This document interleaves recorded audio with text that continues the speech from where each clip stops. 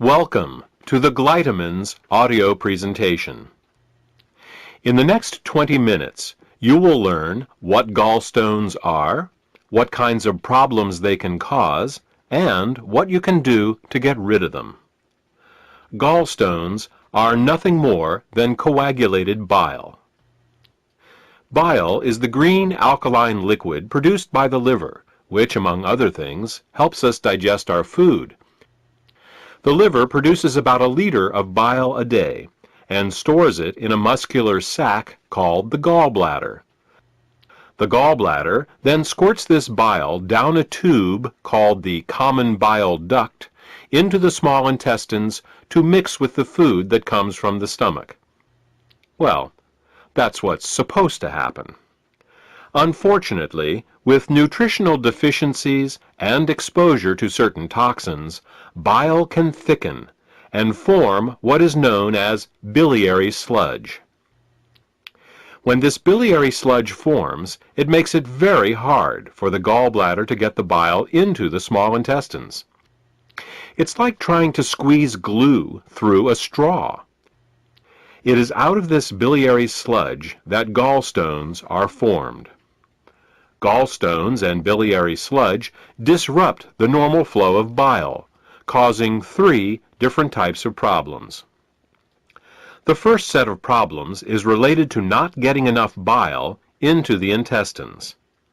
The second set of problems occurs when toxins, unable to leave the body through the bile, back up and accumulate in the liver and the bloodstream.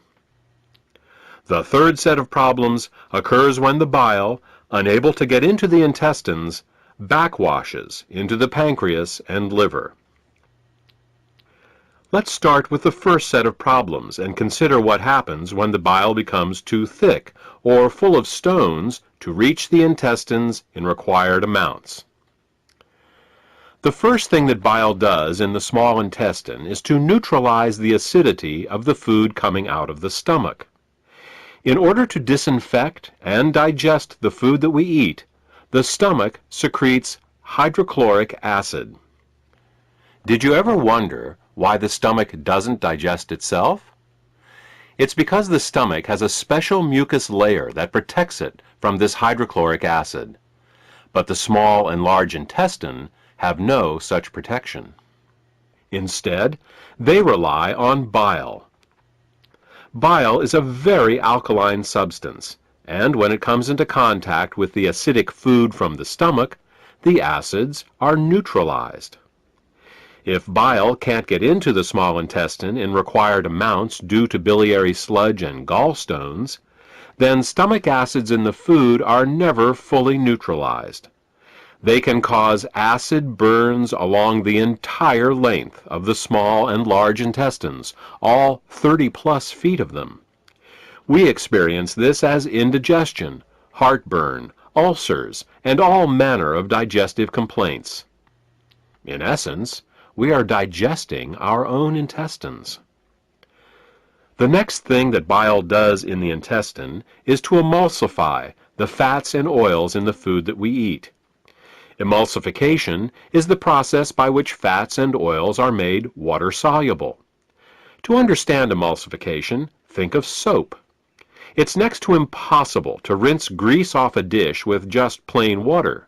But if you put a drop of soap on the dish, the grease washes right off. That's because soap is an emulsifier. It's what allows fats and oils to mix with water. Bile is the body's natural emulsifier, and it is what allows us to digest the fats and oils we eat. Without this emulsification process, essential fats, oils, and all the fat-soluble vitamins we eat become very difficult to absorb. Without adequate bile in the intestines, a person can end up suffering from malnutrition, regardless of the quality and/or quantity of the food that they eat. If eating fats and oils gives you indigestion, or if you have difficulty with food absorption, it could be due to biliary sludge or gallstones. The next thing that bile does in the intestines is to stimulate Peristalsis. Peristalsis is the rhythmic, wave-like motion of the intestinal muscles that moves the food through our digestive tract.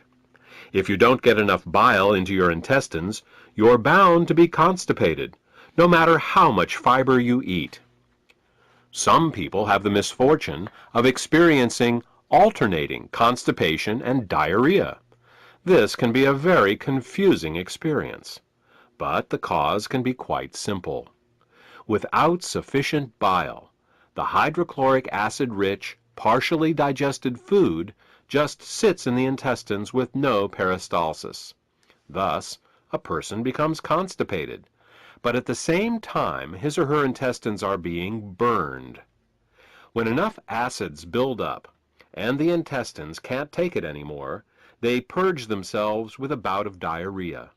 Then, with the acids evacuated, the process starts all over again.